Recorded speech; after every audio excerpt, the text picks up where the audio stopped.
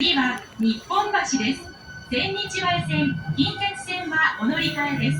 出口は左側に変わります。The next stop is 日本橋 Station number K17.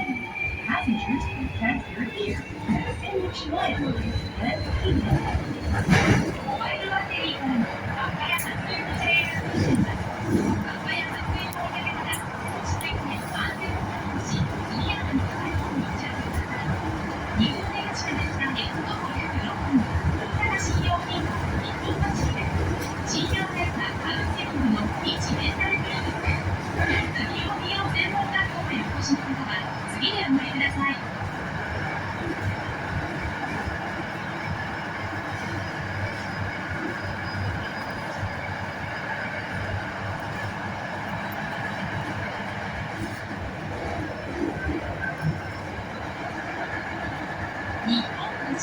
日本橋、ナンバーウォーク前です。